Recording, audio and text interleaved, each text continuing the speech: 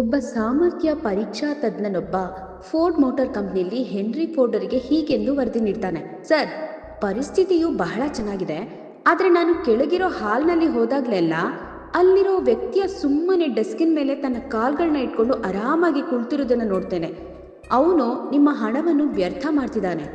Henry Ford ಸುಮ್ಮನೆ ಮುಗುಳ್ನಕ್ಕರು. ನಂತರ ಅವರು ಹೇಳಿದ್ದು ತಜ್ಞನಿಗೆ ಒಂದು ಜೀವನ ಪಾಠವಾಗಿತ್ತು. ಹೆನ್ರಿ ಫೋರ್ಡ್ ಏನು ಹೇಳಿದ್ರು? ಈ ಕಥೆಯ ನೀತಿ ಏನು? ಫೋರ್ಡ್ರವರು ಇದೇ ಮನುಷ್ಯನ ವಿಚಾರವು ಒಮ್ಮೆ ನಮಗೆ ಅಪಾರ ಸಂಪತ್ತನ್ನು ಒದಗಿಸಿತು. ಈಗ ಅವನ ಕಾಲುಗಳು ಎಲ್ಲಿದ್ದವೋ ಆಗಲು ಅಲ್ಲೇ ಇದ್ದವು ಎಂದು ಹೇಳ್ತಾನೆ. ನಾವು ಪ್ರಪಂಚದಲ್ಲಿ ಕಾಣೋದೆಲ್ಲ ಬುದ್ಧಿಶಕ್ತಿಯ ಫಲವಾಗಿದೆ. ಆಲೋಚನೆ ಮತ್ತು ಕಲ್ಪನೆಗಳು ನಾವೆಂದೂ ಕಾಣುವ ಪ್ರಪಂಚವನ್ನು ನಿರ್ಮಿಸಿವೆ. ಆಧುನಿಕ ತಜ್ಞವೆಂದರೆ ಚುರುಕಾಗಿ ಕೆಲಸ ಮಾಡಿ ಕಠಿಣವಾಗಿ ಅಲ್ಲ. ಚುರುಕಾಗಿ ಕೆಲಸ ಮಾಡಬೇಕಂದ್ರೆ ನಿಮ್ಮ ಬುದ್ಧಿಯನ್ನು ಬಳಸಬೇಕು.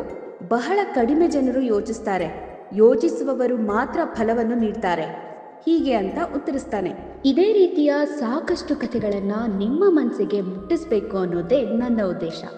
ಈ ನನ್ನ ಪ್ರಯತ್ನಕ್ಕೆ ನಿಮ್ಮ ಪ್ರೀತಿ ಸಹಕಾರದ ಜೊತೆಗೆ ನಮ್ಮ ಯೂಟ್ಯೂಬ್ ಚಾನೆಲ್ನ ಸಬ್ಸ್ಕ್ರೈಬ್ ಮಾಡೋದನ್ನು ಮರಿಬೇಡಿ.